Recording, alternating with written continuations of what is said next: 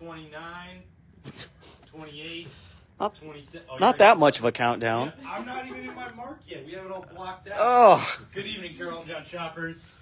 I was trying to get Winston to start the video with me, but he didn't want to. Happy Tuesday night. I'm here with Andrea, John Shear. Well, hey, you have a Jaws shirt. And a special guest appearance, Raphael himself. Hello. And he's wearing a sweet Conan shirt that you've seen a bunch of times because it's that cool. Yeah. Kyle's not here. Kyle's picking his parents up from the airport, which is a very noble cause, so we wish them safe travels. I don't have a lot of announcements. We have Phil Kennedy Johnson coming here on September 23rd, so that's a month or so away, but we're super stoked about it. We've got a bunch of Hulk #1s we'll show you here in a minute. Second prints of Hulk #1s, exclusive variants of second prints of Hulk #1s. Hulks Abound. We love that book, so we're not going to stop talking about it. We got 3 first appearances, all Marvel. Strange Academy, Miles Morales is the first appearance of a character named Dr. Equation. We'll get to that one shot here in a little bit. Scarlet Witch #7 is the first appearance of the Hex Finder. Pretty rad. And then Magneto #1 is the first appearance of Ira, or Ira. She's a student Magneto. We'll set you up for that one later, too. I'll hand those over to John Shear.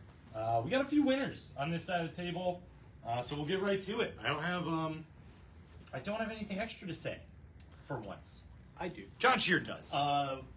Apparently, John had a great time at NeoCon on Sunday, and I'm sorry I missed everybody, but my car was all jacked up, and it's fixed now, so I'm sad I missed it, but... Did you have to change a tire on the side of the road again? I did. Okay. Yes. It actually was literally jacked up. Yes, exactly. So, yeah, but I think John wants to thank everybody because Sunday was a good day for him. So, yeah. Thanks for everybody coming out. Right on. Cool, we got some fun, weird stuff at the bottom of the table, so we'll start on this side. Right here in the corner, you will notice a large order of Indiana Jones action figures. I think it was over a year ago, but Diamond has finally filled the shipment. You got Short Round and Indy from Temple of Doom. Arguably the best Indiana Jones movie by some people's opinions. I enjoy it pretty well. John Yeah, and I it's up both- there. I did not say it was unenjoyable. I said arguably the best. But I would still probably say it's, well, debatable. Well, I let's don't know. get Well, that. yeah, we got to can move do on. this for a whole- Yeah. So we got those 2 action figures. They're $30 a piece, or you can get them both for $50. What a deal. Which is pretty cool, because you got to have one and the other, because Indiana Jones just can't do it without Short Round. I couldn't get through it. Awesome Marvel Legends duo pack. You got Thor and Destroyer. That's from a couple of weeks ago. But I was super excited when I opened the Super Adaptoid today, because it's almost 12 inches tall. It's to scale with all the other Marvel Legends to kick their butts. And I described it as, because I think Andrea and Kyle didn't really know Super Adaptoid as far as like Silver Age Avengers goes. It's as if the Matrix decided to kill the Avengers. Yes. Put all the best of in one body, robot body, and then kicked a lot of butt. Right? So that's why he's green, because he's from the Matrix. No, he's not from the Matrix. It's as if you... I was about to like jump out at you and be like, wait, what? It's a symbol. It's a metaphor. Okay. Okay, cool. I'm just making bad jokes. Want to do Guardians here? You're not on that side of the table yet, man. Oh, excuse I know me. it's been a while, but come on, stick. All right. Stay focused. I like snapping at rap. It's okay. Overstreet Comics Price Guide. We've got some new ones. 53rd edition. Waiting on the hardcovers, but those are here. New previews from last week, so there's some great stuff in there. And then kind of a weird one. Dark Spaces is an imprint with IDW run by Scott Snyder, so it's some great suspenseful, semi-horror stuff. This is a book called Good Deeds. We had a bit of a flub with a customer who ordered some copies and did not come through on the order. So we've got a bunch of copies of 1, 2, and 3. It's a miniseries called Good Deeds. It's essentially a like everything that could go wrong does go wrong in a small Florida town. It's the town of St. Augustine. It's the home of the Fountain of Youth. There's a lot of history there, and there's a lot going on. There's gator attacks. There's mysterious ruins. There's like teenage angst, but like horror movie fueled teenage angst. Those weird creatures in the woods. It's all kinds of stuff.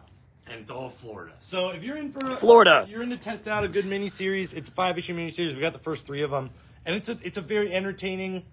What the hell's going on in Florida? Read. So I read all 3 together today because I read one when it first came out. I think it reads better continuously. So like, get all 3, read them all together. It's better than just like Agreed. Right on.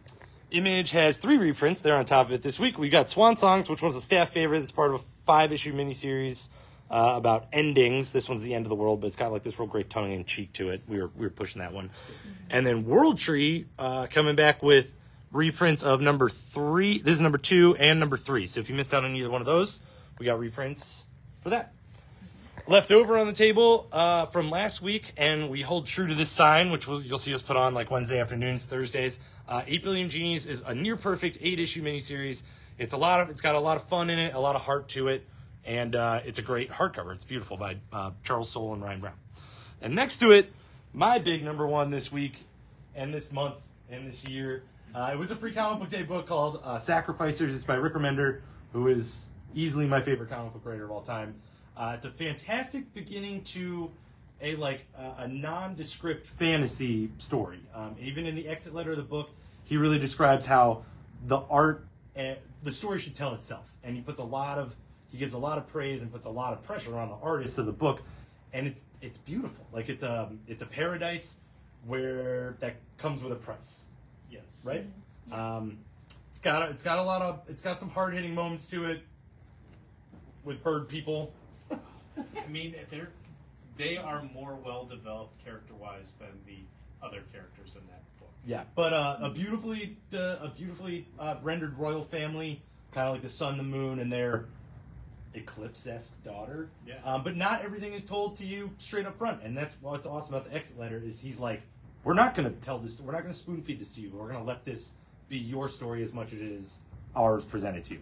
But he seems pretty dedicated to this becoming monthly, and great. So if I have all the faith in Rick Remender, and it's just if you read it with no words, it's a freaking beautiful book. So we've got cover A right there. I was holding up. Cover B is similar to the free comic book day cover. I like cover B better. I do too. It says more about the book. Yes. 1 in 10 variant by Tula Lotte, I'm pretty sure. And then I forgot. Is this one Kanto? No. We'll call it cover C. That one. I don't remember what it was. But also it's reminiscent of cover B, so that's pretty cool. Describe it if you want it. Then we're going to another number 1 from Image, Quest from Jonathan Luna. Jonathan Luna and Crystal Wood are starting a new series. As many of you know, some of you might know, might not know, I love the Luna Brothers stuff. New series set in a world where there's a prince and a princess. They're going to get married, and the marriage is broken up by all sorts of creatures, including a crazy dinosaur. What? Yes. Oh, yes. Demons and dinosaurs. And they steal away the prince for reasons we don't know why. And the princess and her servant go off to find him. Thusly, the quest. And it's not one of those boring, no-talking dinosaurs. It's one of those really awesome monologuing, bloody dinosaurs. He is a monologue. You're absolutely correct. Next to that, we got no extra covers for the Luna Brothers, I guess. Love Everlasting is on issue 9. 10. Where's that hidden? 10, thank you. I checked it earlier. Thank you. The end of the storyline. The And what? End of the storyline, but I think Oh, they're okay. gonna Continue. continue. Oh. I gotta get caught up on this book. We all do. Collected from Image, you got Spawn Origins on volume 26, Time Before Time on volume 4, and then a cool one called Class War, which is essentially a hardcore version of Captain America finding out all the government secrets and then going after the government. Brian K. Vaughan blurb on there, too. And a Brian Clay Vaughan blurb. A couple more single issues from Image. You got issue number 5, a Junk Rabbit, and then a San Diego Comic-Con exclusive variant? Isn't that what they sent us, or is it like a... It was a variant. freebie variant. Yeah. All right, we'll call it cover B. Don't hold me to the San Diego thing. And then Spawn number 344, that'll be cover A, and this will be cover B. Into Marvel stuff, a couple reprints. Oh, they're spread out, whatever, we'll get to them. The big stack is the Incredible Hulk number 1 reprinted. We got a big stack because, as mentioned before, Philip Kennedy Johnson will be here to do a signing. It's a fantastic second printing cover, accompanied by a 1 in 25 variant by Patrick Gleason in a different cover. You saw green, you saw purple, now you got red pink. Well, it's true. Hey, man, we don't always get second print 1 in 25 variants. You got to make a show out of it. Very true. Above that, kind of from last week, but a late shipped variant, we got X-Men the Hellfire Gala. This is the Gods variant. You're going to see this imprint on a bunch of Marvel books over the next couple weeks until Jonathan Hickman's Gods miniseries starts, but that was just announced. So they're going to tease a bigger being or beings in the Marvel universe. We don't really know yet that are influencing every ongoing book. So like I think there's like 3 books this week with the imprint. There is no overarching story or checklist or anything yet, so please don't tell me you want it on your pull list except for Jonathan Hickman's miniseries, which is going to be great, but that's all we know for now, right? So that's the Gods variant. To clarify, Hellfire Gala had nothing to do with Gods. Correct.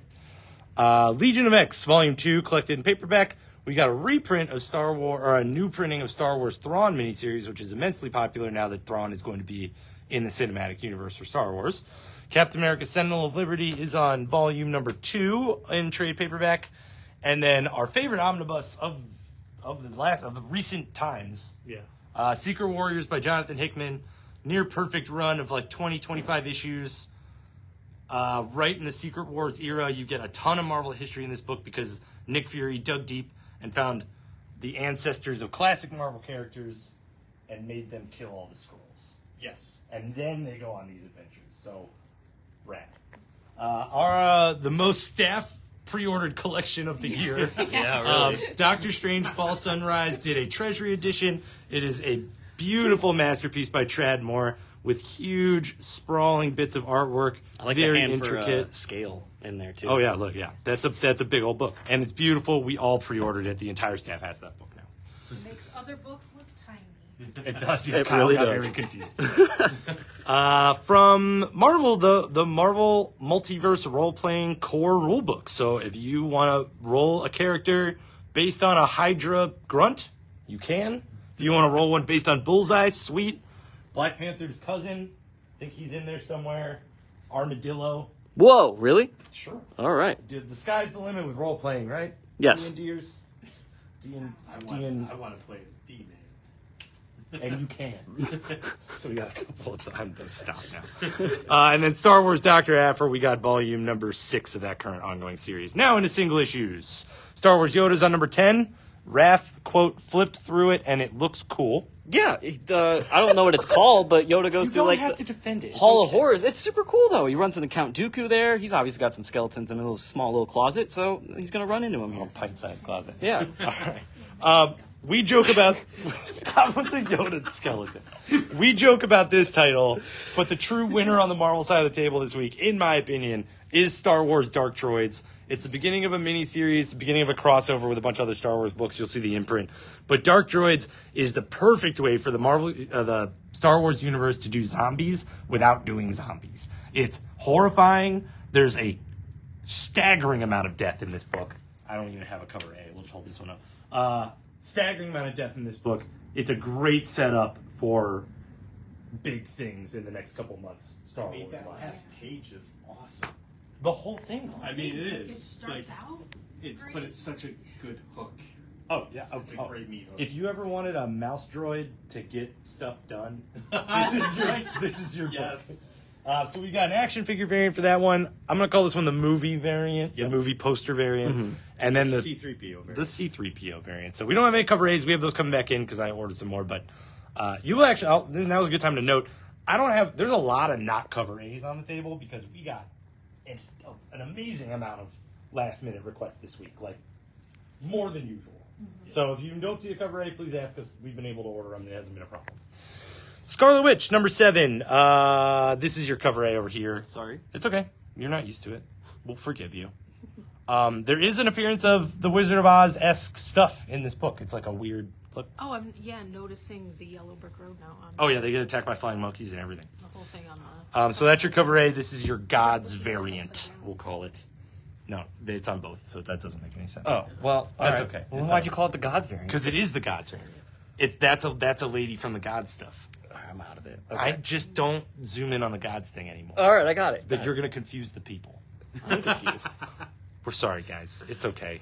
It's He knows not what he does. Nope. Moon Knight number 26. What do you know? A little bit of a Gods tie-in. That's cover A.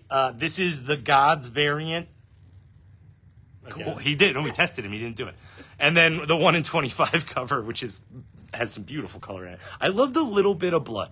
Just in case you forgot Moon Knight was going to murder you. He is a knight with a K. Doctor Strange #6 is one of the ones we didn't have any cover A's on the table for. Who's this? Ron Lim? It is. Without Kyle, I don't know. That's who this Perez. is. It's Oh, Perez. this is a Perez cover. Thanks. I'm upside down still. This is the Gods variant. Good job, buddy. Fantastic Four #10 was a close contender for my favorite single issue of the week. It is a single issue story. It's a classic.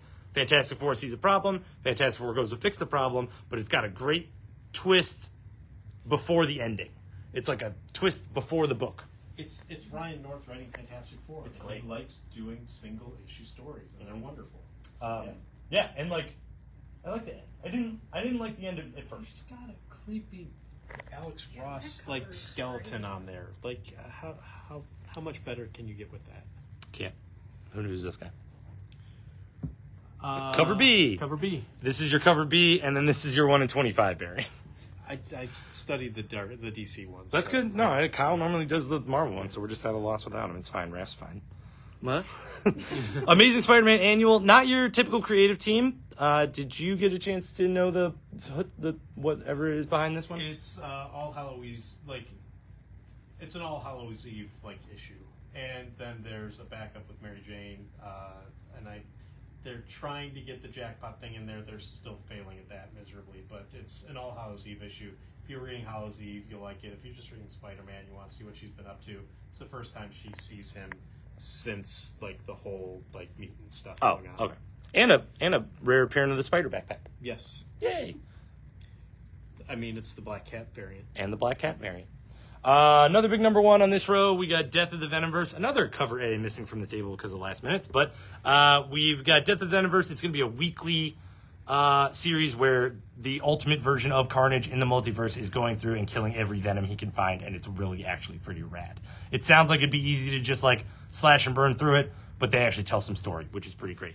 So this is your Bagley symbiote variant, your design variant, your other Stegman variant, and then the Misery.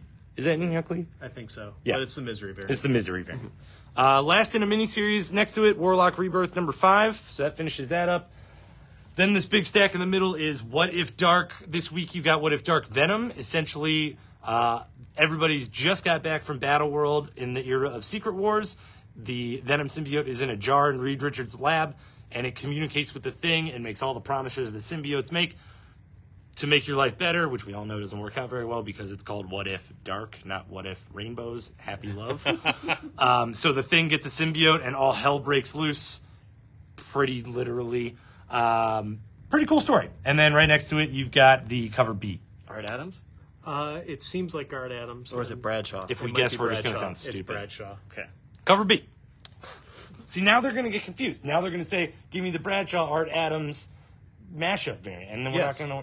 And that's exactly what it'll be. Iceman. Astonishing Iceman is a 5-issue miniseries starting this week. If you are trying to follow all the stuff that's going on with X-Men, this is Iceman going off on his own. This is an Iceman solo story.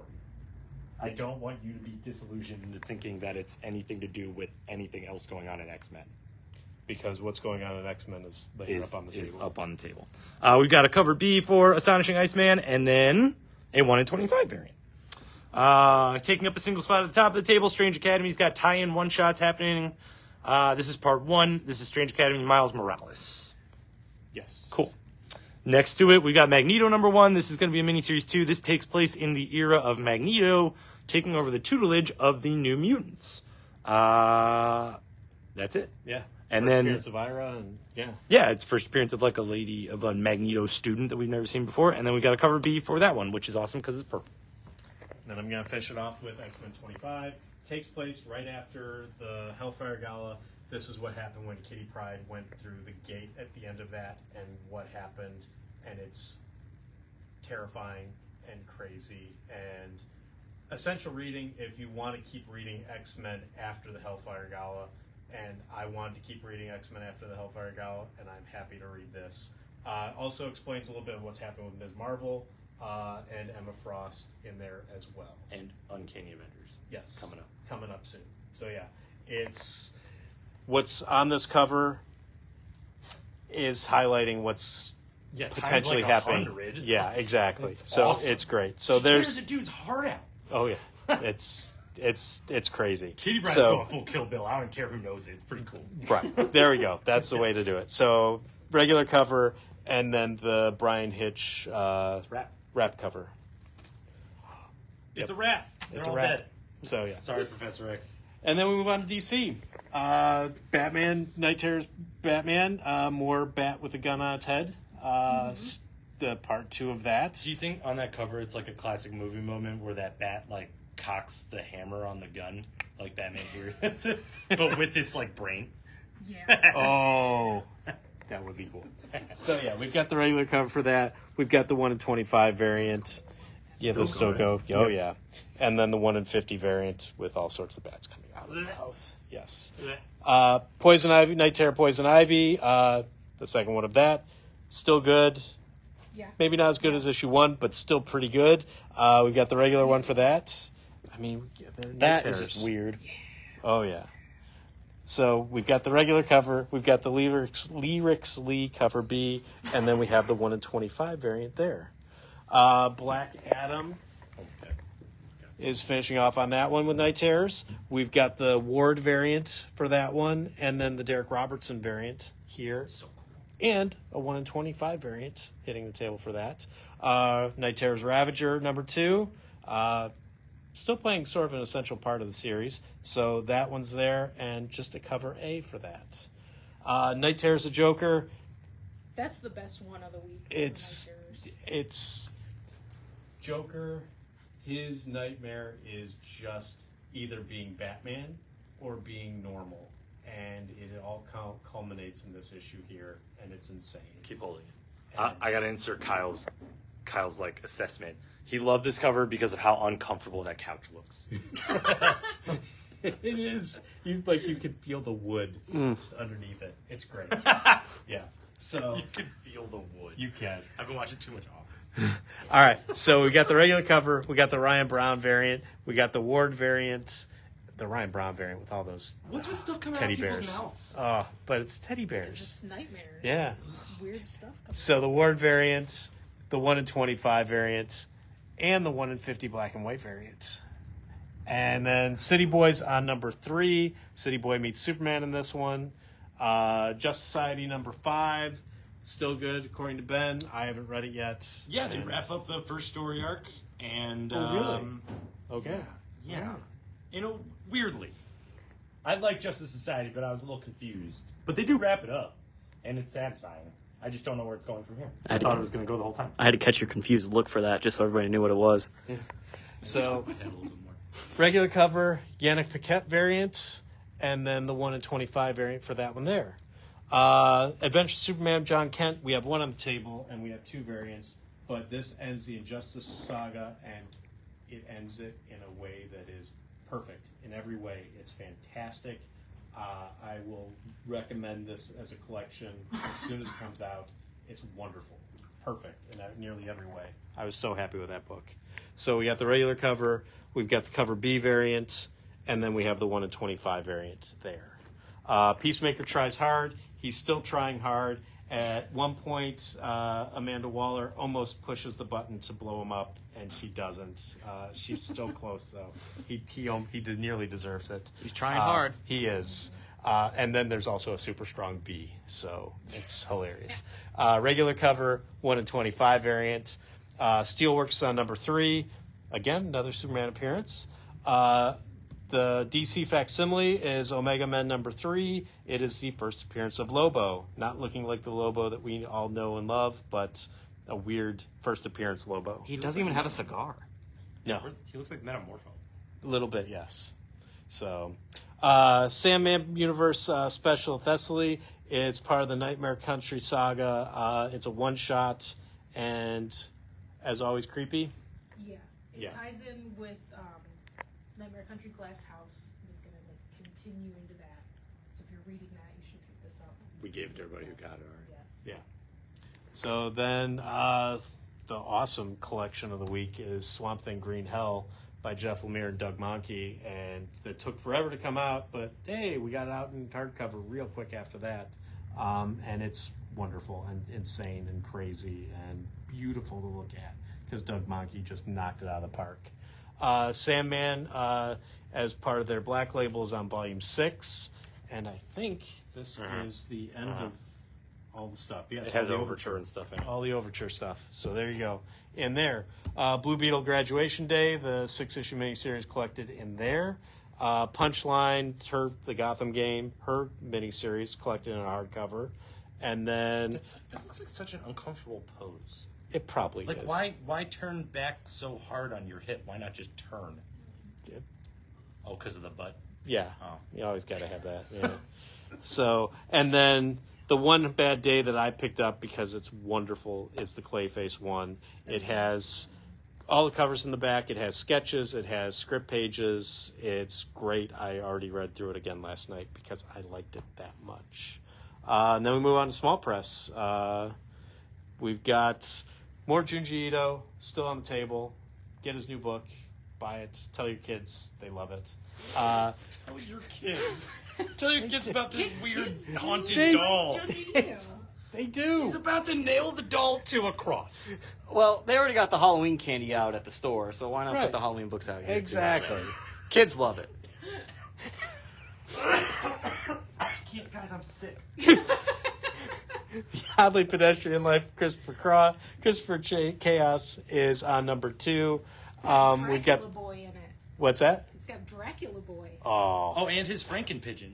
Yep. I can't wait. It's on the He's cover. building a Universal Monsters. Other Frankenstein animals, there's like a raccoon and stuff, but they're not working right. What? Reanimating the dead's not working out. I don't know Can't what's happening. believe it. So we got the regular issue 2 cover. We have the 1 in 10 variant for that there. Order and Outrage is on number 4 of 4 from Dark Horse. And Jim Starlin. Woohoo! More Jim Starlin. And then Hellboy and the BPRD 1957 from Below is more Hellboy and the BPRD. I mean, what more do you want? Final issue of TMNT Last Ronin, The Lost Years. I mean, if you've been reading it, you've been reading it. We keep ordering it. Oh, we and keep selling it. Unless and someone it's lied to me, wonderful. they're going to start a new miniseries by the end of the year, too. Oh, I don't doubt I that. announced, or not announced. Oh, I yeah. saw it announced at SDCC. Raph Yeah. broke the news, everybody. So, I do have the inside plug with the turtles. yes. So we got the regular cover there. We've got the cover B variant. Raza. What is it? Raza. Oh, the Raza variant. All right. We've got the Eastman variant. And then we have the Frank Cho 1 in 25 variant hitting the table as well. Did everybody notice that Frank Cho just couldn't help getting some female anatomy in there, even though Oh, it's Teenage absolutely. Mutant Ninja Turtles? Oh, he yeah. just couldn't help it. Oh, no. Why couldn't you just do Turtles? The man's an artist, okay? All right. Grimm on number 12. Still going on. Way to go, Grimm. And Buffy the Last Vampire Slayer, issue 1. So the new Vampire Slayer is starting over again at issue 1.